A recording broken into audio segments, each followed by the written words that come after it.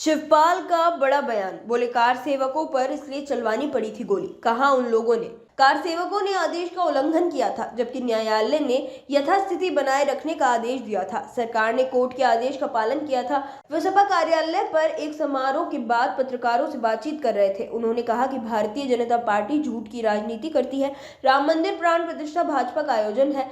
सपा के राष्ट्रीय महासचिव शिवपाल सिंह यादव ने कार सेवकों पर गोली चलवाने के मुद्दे पर सफाई देते हुए कहा कि उस समय अयोध्या में स्टे के बावजूद भारतीय जनता पार्टी के कार सेवकों ने हिंसा की थी, जिसको लेकर तत्कालीन सरकार को संविधान की रक्षा की खातिर गोली चलवानी पड़ी थी।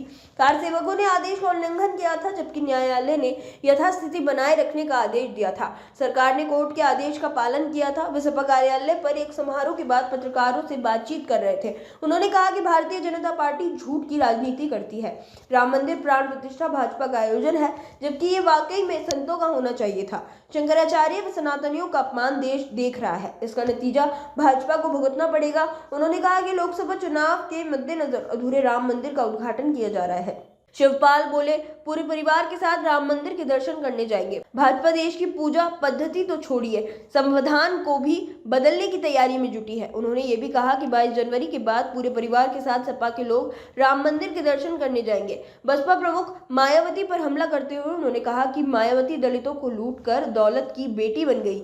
ये किसी से छिपा नहीं है। सपा से गठबंधन कर उन्हें 10 सीटें मिली थी, जबकि सपा से अलग होने पर केवल 1 सीट पर सिमट गई थी। सपा प्रदेश की सभी सीटों पर चुनाव लड़ने को तैयार है, लेकिन INDIA गठबंधन में जिसको जहां से टिकट मिलेगा सपा उसे जिताएगी। उन्होंने अपने आप को यदुवंशी कहा और कहा कि हाईकमान जिस सीट में उन्हें लोकसभा चुनाव लड़ने के लिए कहेगा, वहां से चुनाव लड़ेंगे।